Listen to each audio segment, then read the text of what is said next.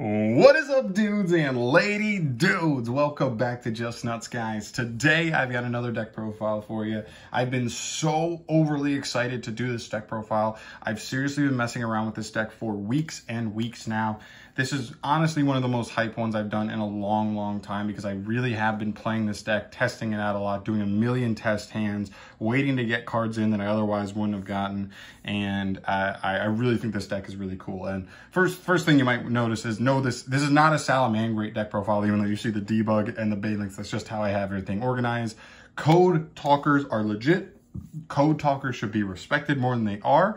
I know we don't have a couple cards from the OCG, and I'll talk about that at the end, but even now, the deck still can do some very good things in this game, and I think we need to respect this deck. So without further ado, let's just jump into it. I don't want to speak too much nonsense before actually talking about some cards, but let's get into it. So starting off with the normal summons, 3, Lady Debug, of course, she's like the best normal summon in the deck. 1, Cyberse Gadget, 1, 4-Mud Skipper, and 1 Dot Scaper. And you could even throw Gazelle and Spinny in there as well if you wanted to. So the one thing to keep in mind here is not all these are actual normal summons. Dot Scaper is also a tool to use with Code Generator to be an extender. Gadget is also part of combos as well as Skipper sometimes, and they're great follow-up as well. So Debug's your main normal summon. The rest of them, you definitely don't have to use normal summons because a lot of your hands just get them out of hand easily anyway. And Spinny and Gazelle, they're extenders anyway. Like, you just make a Balinks and boom, Spinny jumps on the field. You make a Balinks, link it off, Gazelle jumps on the field and then gets you Spinny. So very good. It's why these two are like actually somewhat superior to opening any of these three. But yeah, still very good.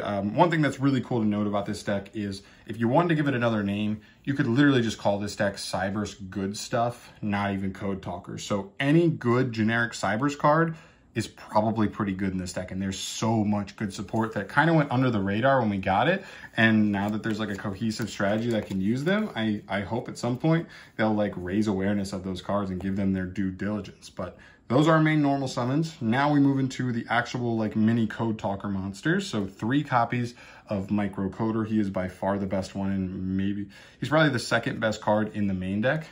2 copies of Code Generator. He's also very good as an extender. And then 1 Buzzsaw Shark.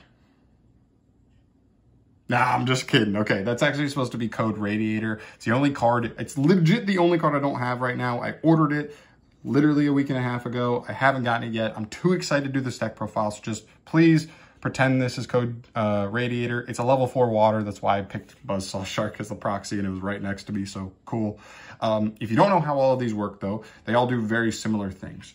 The first thing that they all do is that if you're going to link into a Code Talker monster, you can actually use them from hand as material. So you don't even have to worry about putting them on the field, which is very cool.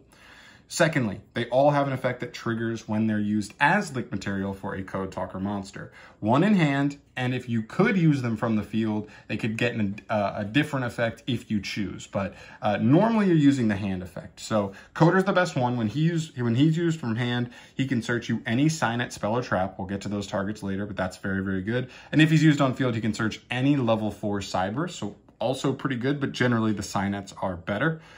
Code Generator, if he's used from hand, he can Foolish Burial any level or any Cyberse with 1200 or less attack. So that's mainly Dot Scaper. That's why we have Dot Scaper here. He can also be an extender through Generator. Very good. And if he's used from field, he can actually just add a Cyberse with 1200 or less attack. So generally his second effect is better, but usually we're using him for the first effect as an extender. So yeah, Dot Scaper is great there. And then Code Radiator. He's really cool. When he's used as like material for a Code Talker, he can target 1 monster your opponent controls permanently, make its attack 0, and negate its effects. Both permanent, just permanently negated and 0 attack. That's very cool. If it's used from field, it can actually target 2 monsters and negate their effects and make them 0. So very powerful card, but it's more of like that mid-range card. I'm not focusing on like any IP Masquerena strategy, so I didn't want to worry too much about like trying to make a combo where I search him and can IP Masquerena link away with him in hand to make a Code Talker to then negate a thing. I don't know, it was just too much. I think the boards the deck already does are better, but this is still a great mid-range card. It's just an extender if you want it to be, and you could just constantly revive it after that to then like continually get this on field and get that effect to negate and make stuff 0. So very, very good. These are the heart and soul of the deck as far as the monsters go. And for a couple of extenders, we have one Cyberse Converter. He just says if all monsters you control are Cyberse, special summon them from the hand. Fine. One Backup Secretary. If you control any Cyberse monster, special summon it from hand. Fine. One Nightmare Corruptor Ibli. This card is really, really cool in the deck. So you have certain combos where you can give your opponent Ibli, and that is a brutal, absolutely brutal lock for some decks to deal with. I mean, if you look to last format, Virtual World just like straight up can't out this card and without like tribute summoning over it. And Drytron like actually has to open specific hands to out it as well. So very, very cool card. It's also a pretty good follow-up play when it's normal summoned. It can just reborn any links that it points to it. So anything with a sideways arrow, even a link 4, it could literally just reborn an access code on normal summon, which is pretty cool. So cool follow-up card, very cool card in the deck. Just a one of those because it's searchable. One Gachiri Adagnister. This card's very important in the deck. I almost considered trying to play 2, but I'm sticking with 1 here. He can just negate any Cyberse monster you control to summon himself from hand. And then when he's sent from the field to the graveyard, you can make any monster you control completely unaffected by card effects until the end of your opponent's next turn. That's very, very good because it means like you can make like a transcode like very hard for your opponent to remove, so that even if they break your board generally, if they leave the transcode, like transcode is just going to get you so much resources, so many resources back on the following turn anyway, so that you don't even care. So very, very good card in the deck. And then 2 copies of Parallel Exceed, finishing up our Cyberse package here. Just a great card. It's really the only win target I wanted to play, and it's a +1. You don't need to play 3. You honestly don't even care about opening it that much. It's just part of the combo. But if you do open it, obviously we're not mad. It's a good extender. So all of these are great. All of these are phenomenal. One more thing I do want to throw out there is, because this is like a Cyberse good stuff deck, there's a ton of other cards that actually can still be good in this deck. I just don't have time today to talk about all of them that I didn't like fit into the deck. But just keep that in mind, is there's like a ton of cards that, depending on what comes out after this, and we'll talk about some of the cards that aren't out yet, and like how that could change the deck in the future towards the end of things. But yeah, just keep that in mind, that there's Mathmet cards that are actually really good extenders in the deck, but they're fire attributes, so it's kind of awkward with what we have going on. There are some other good extenders. There's, I don't know, there's actually a ton. There's like Degrade Buster. There's so many different things that I could rant on about forever. But just keep that in mind, is there's always a ton more, even Link monsters, all this other stuff. So keep that in mind. You can definitely be adventurous with the deck. So that's it for all the main monsters. For some of the hand traps, I'm keeping it simple here. 3 Ash, 2 Bell, and 1 Ogre. I just want to throw this out there. This is the very beginning of the new format with the new ban list. And because Virtual World and Drytron have been hit, it's very hard to tell what decks are going to be the absolute best, the top of the meta right now. So I'm just playing this lineup here. Keep in mind, you can mess around with these as much as you want.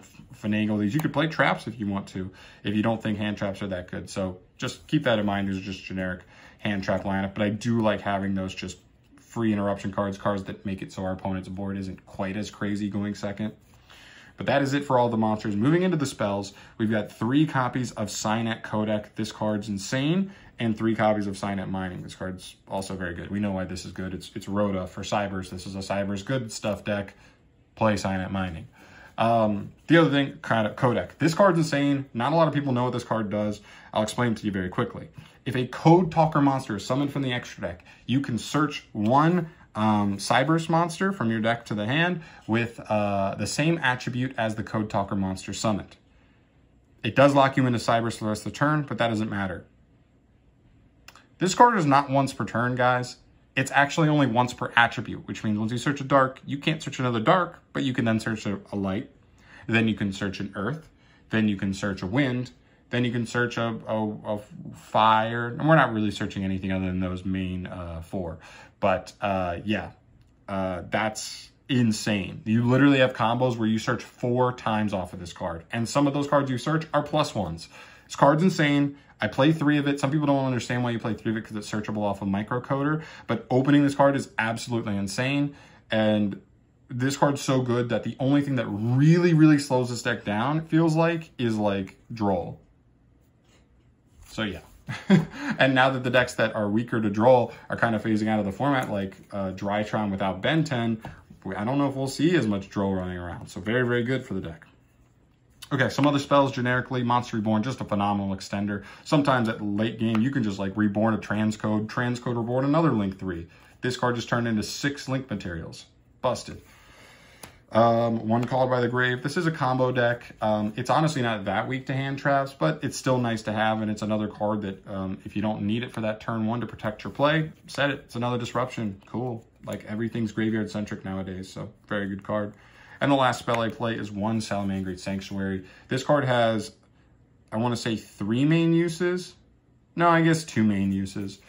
First and foremost, it's discard fodder. We've got Signet Mining, which is searchable off of Microcoder. We've got another trap that discards, so that's really great for that. And we play Nightmare Corruptor Ibly. The reason this card is very good with Ibly is Ibly's 0 attack. And so if your opponent tries to crash Ibly into one of your monsters, you can use Sanctuary to make one of your monsters also 0 attack so that they actually won't crash.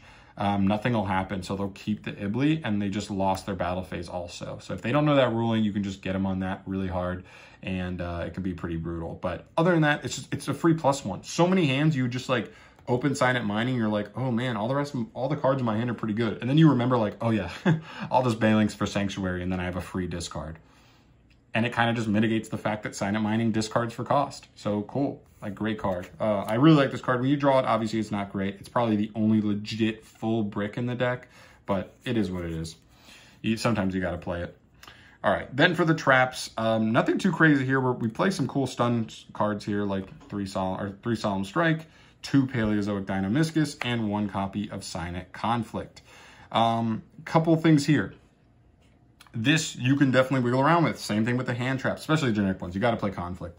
At least at 1. I almost wanted to play it at 2 because sometimes I open it and I want to like, or not even open it, but search it turn 1. It's kind of one of those more back and forth duels. And I go through Microcoder again on the following turn and I want to search a second one. But whatever, 1 has been good for me here. I haven't been bricking on it. So maybe if I played 2, I'd be mad that I'm bricking on it more. Because it's once per turn. So it's not even like getting 2. It'd be great that way. But yeah, main thing here that you could play Ice Dragon's Prison if you want to. That's way less budget than this. Everything so far in the deck outside of like the 1 Code Radiator and your, I think, Microcoders, maybe Lady Debug, but I know she does have some reprints. Everything here is pretty damn cheap. I guess Ash Blossom, but that's just hand traps in general. If you want to play competitively, you got to have some hand traps at your disposal. So yeah, like I really like Deinonymiscus in the format right now. It's an out to Mystic Mind. It's an out to so many different cards and different decks, just so versatile. And Sanctuary helps mitigate this card's discard cost, so I don't really mind. And Strike's just so good. It's good going first. It's actually decent going second. How can you hate it? So that is it for the main deck. 40 cards in the main. I feel really confident about the main deck, but I would obviously always be looking to make slight changes as the format develops. Moving into the extract, though, we're just going to go up the ladder in links because it's all links, okay? 2 copies of Balinks, 1 copy of Lingaribo, and 1 copy of Talkback Lancer. These are all great. Balinks getting you the Sanctuary for free, but also being just a great free like link off link 1, which opens up so many different plays. It does stuff like get Gadget engraved to get you a token, form Mudskipper engraved to get you a search, Dodscaper to bring himself back. You know what I mean? It puts it on field so that you can extend with Spinny and Gazelle. There's so many different ways that that's like really good for us in. So like that's obviously great. Lingaribo giving you the ability to have a little bit of inherent resistance towards trap decks. I would almost consider playing a second one if the format was like super trap heavy. Just so that if your opponent outs the first one, you can still make a second one later on and still just say, I just turned off one of your traps. And then Talkback Lancer. This card's an insane recovery card. Tributes any other Cybers to just reborn a code talker underneath of it. So yeah, you just like reborn a transcode and then transcode reborns another card. Just get so much value off this later in duels. So yeah, those are the link ones. Nothing too insane there. Moving on to the link 2s, we've got 2 copies of regular Code Talker, 1 copy of Code Talker Inverted, 1 copy of Splash Mage, and 1 copy of Update Jammer. This is also a fairly standard lineup as far as I know. I know some people don't play double Code Talker and instead play double Splash Mage. I totally get that. He's a little bit better for like follow-up. But so is Code Talker. Like if you have a codec on the field, like having that second Code Talker would be so huge because it means you just get access to another microcoder and then you're able to just like continue to extend. But maybe it is better to play Splash Mage. I haven't had too many instances where it really mattered whether or not I had 2 of this or 2 of this, because most of the time you can just make transcode a second transcode anyway. So the second transcode is either going to reborn a Code Talker Engraved that you had or a Splash Mage, and then Splash Mage reborn something else. So do you really need a second Splash Mage if you can just reborn it off of transcode? I don't know. Other than that, though, Inverted's really cool because it special summons a Cybers from hand on summon to a zone it points to. So that's very, very good at unbricking some of the like normal summon monsters. Also with Codec, this is really cool because you could like make this Chainlink 1 and then Codec Chainlink 2. So Codec searches something like Lady Debug if you didn't go through it through your combo just yet, or you do something like Gadget. And then you search it and then you summon it from the hand with Inverted. You just need to already have a Cybers in hand when you're activating these. For that to resolve, but very, very cool. And then Update Jammer, this just allows you to OTK. This gives you like 5,300 access code with 2 attacks, and then you just win every time you do that. Like your opponents have a very specific out to like not just lose to that immediately. So that's awesome. There, moving on to the link 3s, 2 copies of Transcode Talker, 1 copy of Xcode Talker, and 1 copy of Trigate Wizard. Double transcode, non-negotiable. Absolutely have to play 2 of this. This card's insane. It's the best card in the extra deck. 1 Xcode. He honestly isn't that great, but his arrows are nice for some of your combos, and he does give whatever he's co-linked with destruction, protection, and a 500-point boost. So sometimes you just do like mid-range plays where you just end on like access code pointing at Xcode with like a couple of hand traps and like a Signet conflict. So you've got like a couple disruptions, and then these 2 are like both untargetable, both undestructible, and they're 3,300 apiece. So it's like actually pretty annoying to out. So, and that's such an easy combo to do too. You literally need like any decent normal summon and 1 extender, and you can do that. So that's like really good. And then Trigate, for your full combo, you end with the triple co-link Trigate. So boom, another Omni Negate. Very, very strong. I can show you that in another video. I really want to go in depth on this deck, so I might do test hands, I might do a combo tutorial, I might do a bunch of stuff with this deck. But yep, that is it for the link 3s. One more thing, Xcode 100% comes out if Heat Soul gets released for the TCG, 100%. And then the last 2 cards in the extra deck, 1 access code, of course. Like, listen, if you want to play this deck, you do not absolutely must have access code. But if you do, it does make this deck so much better at killing your opponent just on a dime. Boom, very minimal investment. Boom, turn around, make an Update Jammer, kill them with access code. So I highly recommend this card. I understand though if you can't get it, but some people say play 2. You could play 2 if you wanted to. I don't think it's 100% necessary. I think 1 is totally fine there. And the last card in the extra deck, one of the most surprising cards you might be surprised to see here, Firewall Dragon. This card now with the new errata and coming off the ban list is so cool in this deck. I was playing Avermax in this spot for a while, and now I found that Firewall is just way better. Hey, that same play where I told you that like you just end on transcode co-linked with Xcode. Well, if you just had like a better extender instead of like a mediocre extender, you can just do that same thing, but it's transcode co-linked with Firewall. So both untargetable. They're 2,800 and 3,000. You've got a bounce. You probably have a conflict, and then probably, you know, another 2 disruptions, whether they're traps, whether they're hand traps, whatever. This card's so cool in this deck. I highly recommend it. So that is it for the actual card list. One more thing I want to talk about here is we are missing a couple cards. There's mainly 3 on the top of my head that I can really note that really might matter. The first card is, what is it? It's a Code Exporter, I think is the name. It's like the level 5. It's another one of the mini Code Talker monsters for the main deck. It's fine. I mean, like, it's pretty good. You probably play it as a 1-of. It's win, so if you still play Xcode, cool. There's another target for Xcode to search. I don't think that's 100% necessary, though. So whatever. It's fine. The next card is Code Talker Heat Soul. Now, this is probably the most important one here. He's a really amazing card. First off, he's fire attribute, which does make it much, much, much better for you to play stuff like some of the Math Mech extenders, which are actually really good extenders, but they're fire. So with like Signet Codec, they don't have much synergy there. And for your combos, they're fine to draw. They're just not great to use as part of your combo. So I don't play them at the moment, but I probably would. Same thing with like D-Grade Buster. That's another cool fire monster you could search off of those kinds of plays. And so forth. But the main thing with that card is that once per turn, you just like pay 1,000 life points and draw a card.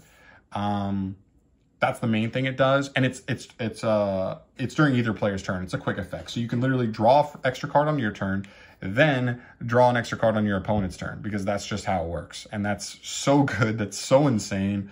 I really love that. So definitely looking forward to that. And the last card is like Signet Wipe or something. It's something like that. Signet Wipe. I don't know what it is. It's a quick play. It tributes a cyber monster and target any card on the field and destroy it. It's not an amazing card by any means, but it is potentially an extra disruption. It's a quick play. So if you drew Signet Conflict, you could still use Microcoder to also get that, so that you end on Conflict plus that as extra disruption. Or it's like another route to Mystic Mine. It's just a nice utility card. It removes something. It's a little more proactive than Conflict, which is a counter trap that has to respond to something. So I think that's kind of cool. It's a cool potential one of, or maybe a side deck card if you're in a matchup where your opponent plays Floodgates or something and you want to have something else to help you combat that. That would make sense. But yeah, that's pretty much it. Like I'm going to make a combo tutorial here. I'm going to make a test hands video probably, and probably just an in general like how to play Code Talkers video, because I want to help you guys learn this deck. It seems a little daunting because it has like some weird combos, but really once you learn the full combo, most of the other combos are just like simple little like almost like Salamangreat-esque combos, right? It's just like 1 or 2 cards. It's pretty simple, and all you end on is like a code, like a transcode pointing down at another length 3 or something, and your co-length, and you have a couple disruptions. Very cool. I love the deck. I love it.